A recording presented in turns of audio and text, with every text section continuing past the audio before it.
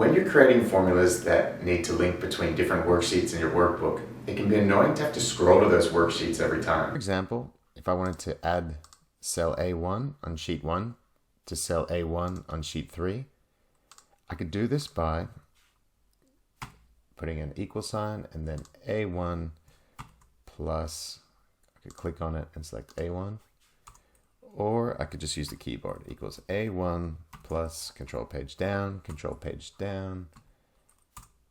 sheet 3 A1. Now this can get annoying in a large workbook when you're doing a lot of links between a lot of sheets. So if you're just linking between two sheets, a useful trick here is to move them right next to each other.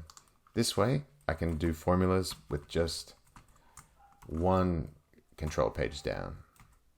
And then when I'm finished doing all my linking, I can just move this back to where it started.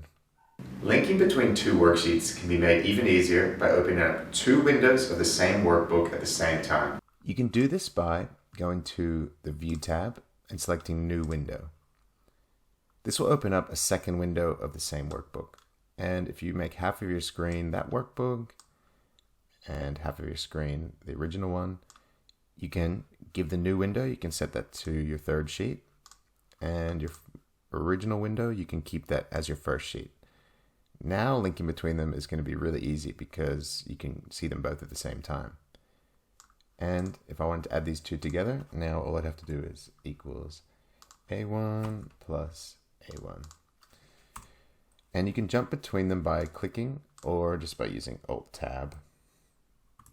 That will jump between them. Now, when it comes time to close your workbook, you're going to want to close the one that has a 2 next to its name. The duplicate workbook isn't going to have any of the freeze panes that you had in your original one, and it's going to show grid lines even if you had your grid lines turned off in the original. So that's why it's important to close the duplicate instead of the original one. And since they're just two windows of the same workbook, any changes that you make in one of them will be made at the same time in the other.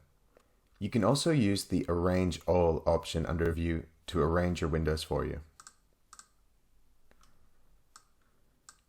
You can select to stack them horizontally or vertically on your screen.